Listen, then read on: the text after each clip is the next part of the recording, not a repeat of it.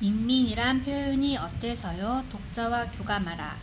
훌륭한 커뮤니케이터는 상대의 언어를 사용한다. 미디어 전문가 마샬 맥루안의 유명한 말이다. 글은 독자와의 대화다. 청중은 내 말을 듣는 참여자다.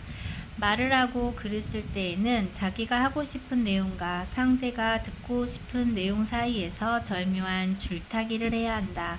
일반적으로 하고 싶은 내용만 이야기하는 것은 공감을 얻기 어렵다. 그렇다고 듣고 싶은 이야기만 하는 건 역시 실속이 없다. 자칫하면 아부나 영합이 될 수도 있다.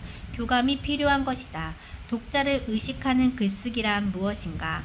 바버라 베이그는 하버드 글쓰기 강의란 책에서 첫째, 독자의 관심을 어떻게 끌어모을지, 둘째, 글의 시작부터 끝까지 독자의 관심을 어떻게 붙잡아둘지, 셋째, 자신이 말해야 할 것을 어떻게 독자에게 분명히 밝힐지, 넷째, 독자에게 어떻게 영향력을 발휘해서 그들을 웃고 울거나 생각하게 할지를 헤아려야 한다고 권고한다. 꼭 글에만 관련된 것은 아니지만 김대중 대통령은 독자와의 교감을 강조했다. 첫째, 단걸음만 앞서가라. 아무리 하고 싶은 말이 있어도 너무 앞서가지 마라. 따라오지 않으면 잠시 멈춰서서 들어라. 이해해 줄 때까지 설득하라. 그래서 의견을 맞춰라.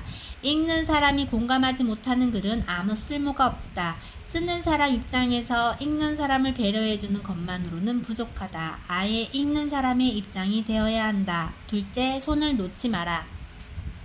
두세 걸음 앞으로 나서면 마주 잡은 손이 떨어질 것이고 따라올 수가 없다. 늘 그들 안에서 들어가 읽는 사람이 무엇을 원하는지 그들의 생각이 무엇인지 파악하고 있어야 한다. 하지만 나란히 가서도 안 된다. 그러면 발전이 없다. 이런 생각은 1980년대 감옥에 있을 때 엘빈 토플러의 제3의 물결을 읽고 나서 든 것이라고 한다. 앞으로는 지식정보화 시대가 될 것인데 이러한 시대에는 일사불란하게 끌고 가는 리더십으로는 한계가 있다고 생각했기 때문이다. 김 대통령은 현장도 강조했다. 모든 문제의 답은 현장에 있다고 했다. 현장에서 사람들을 만나 직접 교감하고자 했다.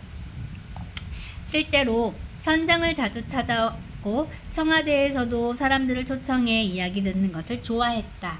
눈높이를 맞춰 대화하려고 했다. 바빠서 이런 자리 못 만들면 인터넷 민심이라도 들어보려고 했다. 노무현 대통령은 조금 달랐다.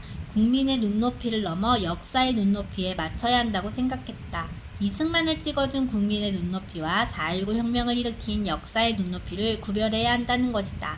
또한 현장을 방문해 연출 사진을 찍는 것에 대해 거부감이 있었다. 시장에 가서 상인들 손잡고 장사 잘 되느냐고 물어보고 제 현장에서 위로금 봉투 내밀며 사진 찍을 시간에 실질적으로 그들에게 도움이 되는 정책을 만드는 것이 낫다고 생각했다. 그렇다고 노 대통령이 교감 자체를 꺼려한 것은 아니었다. 누구보다 상대를 배려하는 교감을 강조했다. 2003년 7월 중국 국빈 방문 시 칭화대학 학생들과 만났다. 대통령은 연설이 끝나고 한 학생에게 중국 지도자 가운데 가장 존경하는 분은 누구입니까? 라는 질문을 받았다. 여러 사람이 있지만 마오쩌둥 주석도 그 중에 하나라고 답했다. 또한 답변 도중 국민이란 용어 대신 중국인들이 쓰는 인민이란 말을 썼다. 마샬 맥루안이 말한 상대의 언어를 사용한 것이다. 대통령이 중국 방문을 마치고 돌아왔을 때 이 발언이 문제가 됐다. 어떻게 대한민국 대통령이 마오쩌둥을 존경하며 북한이 쓰는 인민이란 용어를 쓸 수 있느냐는 비난이 쏟아졌다. 대통령은 이런 방구 대꾸조차 하지 않았다. 2006년 3월 아프리카 순방을 앞두고 노 대통령은 이런 내용을 주문하기도 했다. 우리보다 못 사는 나라에 가는 경우에는 그들의 자존심에 손상을 주는 말을 연설문에 넣어서는 안 됩니다.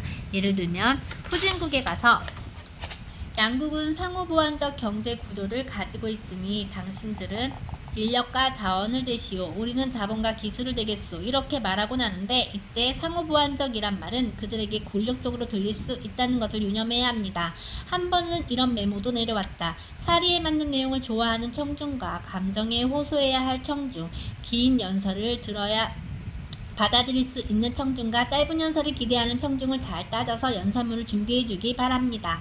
2003년 4월 이라크 파병을 앞두고 대통령은 두 차례 연설을 해야 했다.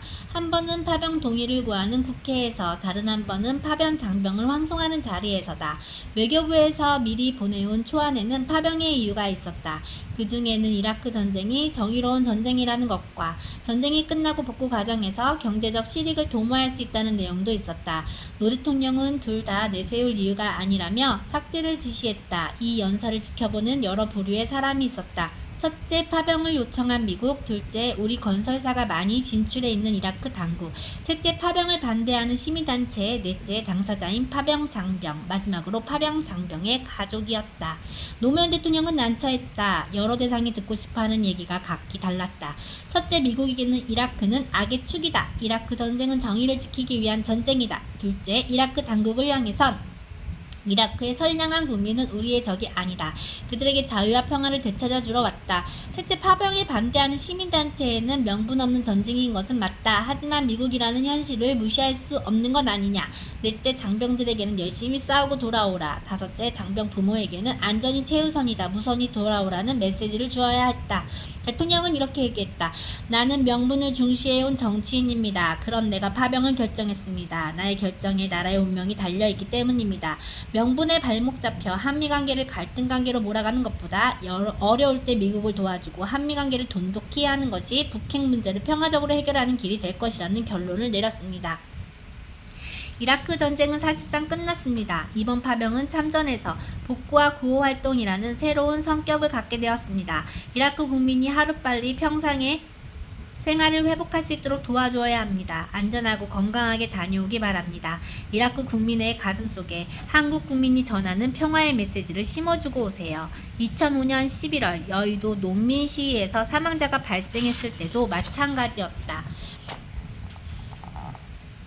인권위원회는 경찰의 과잉 진압이 사망의 원인이라고 발표했다. 노 대통령은 즉각 대국민 사과문을 발표했다. 메시지의 대상은 농민과 유가족만이 아니었다. 공권력을 집행하는 경찰과 정경을 자식으로 둔 부모도 있었다. 대통령은 이렇게 사과했다. 국민 여러분께 머리 숙여 사죄드립니다. 돌아가신 두 분의 명복을 빕니다. 유가족 여러분께도 깊은 사죄 말씀을 드리고 아울러 위로의 말씀을 드립니다. 저의 이 사과에 대해서는 시위대가 일방적으로 휘두르는 폭력 앞에서 위험을 감수하면서 힘들게 직무를 수행하는 경찰의 사기와 안전을 걱정하는 분들의 불만과 우려가 있을 수 있을 것입니다. 특히 자식을 정경으로 보내놓고 있는 부모님 중에 그런 분들이 많을 것입니다. 또 공권력도 사람이 행사하는 일이라 자칫 감정이나 혼란에 빠지면 이성을 잃을 수도 있는 것인데, 폭력 시위를 주도한 사람들이 이와 같이 원인된 상황을 스스로 조성한 것임에도 경찰에게만 책임을 묻는다는 것은 불공평하다는 비판이 있을 수도 있을 것입니다. 그러나 공권력은 특수한 권력입니다. 정도를 넘어 행사되거나 남용될 경우에는 국민에게 미치는 피해가 매우 치명적이고 심각하기 때문에 공권력의 행사는 어떤 경우에도 냉정하고 침착하게 행사되도록 통제되지 않으면 안 됩니다. 그러므로 공권력의 책임은 일반 국민의 책임과는 달리 특별히 무겁게 다루어야 하는 것입니다. 이 점을 국민 여러분과 함께 공직사회 모두에게 다시 한번 명백히 하고자 합니다. 아울러 말씀드리고 싶은 점은 쇠파이프를 마구 휘두르는 폭력 시위가 없었다면 이런 불행한 결과는 없었을 것이라는 점입니다. 이 점에 관해서는 정부와 시민단체가 함께 머리를 맞대고 진지하게 대책을 마련해 나가야 할 것입니다. 정부도 이전과는 다른 대책을 세우도록 하겠습니다. 국민 여러분, 다시 한번 송구스럽다는 말씀과 함께 다시는 이런 일이 생기지 않도록 철저히 대비하겠다는 다짐을 드립니다. 이것은 비단 이란급 파병과 농민시위 사망 관련 연설에만 해당되는 것은 아니다. 한미 FTA 체결을 비롯한 대부분의 사안에서 부딪히는 딜레마다. 대통령의 말과 글에만 적용되는 것도 아니다. 누구나 글을 쓸 때에는 그 글을 읽을 사람이 누구인지, 그들이 무슨 이야기를 기대하는지를 의식해야 한다. 아리스토텔레스는 수사학에서 말했다. 말은 세 가지로 이루어진다. 말하는 사람과 말의 내용, 그리고 말을 하는 대상이다. 말의 목적은 마지막 것과 관련이 있다. 기업에서 사장의 연설문 작성을 맡은 직원이 있다고 하자. 그가 의식해야 할 대상은 누구누구일까? 첫째 사장, 둘째 연설을 듣는 직원들, 셋째 이 연설 내용을 보도하는 언론사 기자, 마지막으로 언론 기사를 보는 고객, 주주, 직원 가족이 될 것이다. 이렇게 기업 연설문 하나에도 그 대상은 많다. 이들 각각에 대한 연구는 아무리 해도 지나침이 없다. 어디 말가 글뿐이겠는가? 어린아이와 사진을 찍을 때 다리를 크게 벌려 키를 맞추는 노무현 대통령의 모습 속에 글은 어떻게 써야 하는지 답이 있다.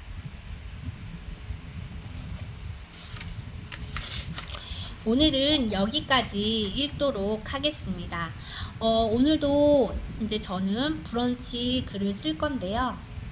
글을 쓰는 사람들이 어떠한 글을 원하는지도 생각하면서 글을 써야겠다라는 생각이 드네요.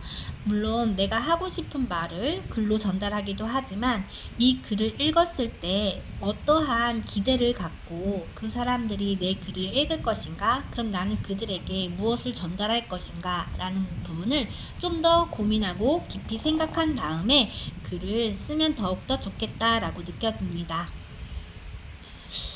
글을 썼을 때 그 글을 보고 느끼는 감정이 꼭 나만의 감정을 그 많은 독자들에게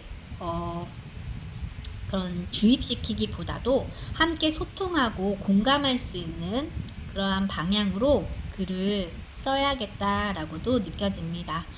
오늘은 이렇게 인민이란 표현이 어때서요? 라는 부분을 통해서 독자와 교감하는 글쓰기에 대해 생각해 보았습니다. 그럼 다음 시간에 또 만나 뵙도록 하겠습니다.